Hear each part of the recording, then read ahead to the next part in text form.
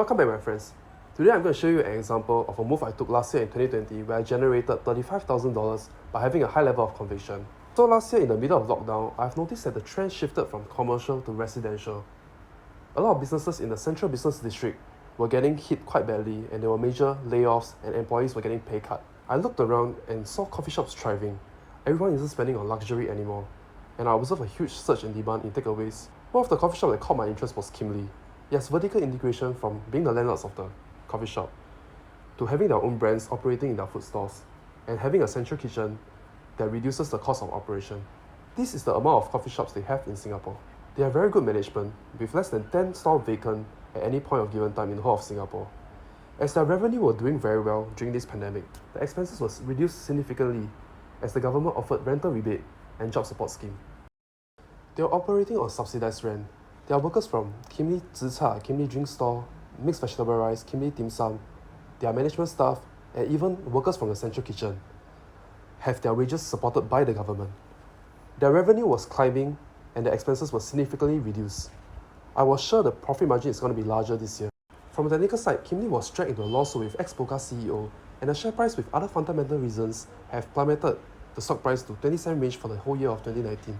In the end, the lawsuit was settled privately, and I felt that it was prime time for Kimberley. My conviction was super high, and I started buying Kimberley shares with whatever cash I have.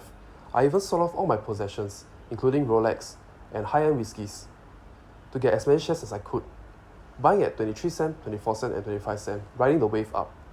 And in time to come, I was quite satisfied with the result. I was up about 40% of my initial investment, including dividend payout. Personally, for me, I prefer to hold 3 to 4 stocks most of the time, for obvious reasons that I prefer high-quality research on the companies that I've invested in, and it's not humanly possible to have high conviction level on like 10 companies.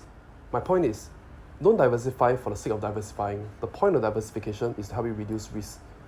Diversification helps you when you don't want to expose yourself to only a sector, and diversifying helps to reduce volatility. However, there's more than one way to reduce risk. Number 1, price levels. You can reduce your risk by buying at the correct price level, using technical analysis to find out all the major support levels. In this way, you can spot a low-risk entry. 2, fundamentals. Study the fundamentals of the business thoroughly. It gives you the conviction to do the right thing and not let emotions affect you. Your capital is precious. You want to deploy them onto the right companies and they are healthy and growing. Deep diving into fundamentals helps you to find such good companies. 3, portfolio sizing. Portfolio sizing is how much percentage of capital you're willing to allocate. You can increase a single stock to more than half of your holding when your conviction level is high, because high conviction level will reduce your risk.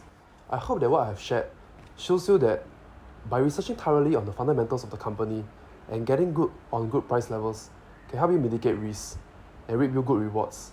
Everyone is different, our worldview is different, and our expertise is different. It just happens that I understood Kimberley's business and I've talked to people that are experts in this field to improve my own understanding. You can understand other businesses that is in your worldview, your expertise, and apply what I've mentioned earlier. If you enjoyed the content, don't forget to like and subscribe. I wish you the best of luck in your investment journey. I'll see you next week.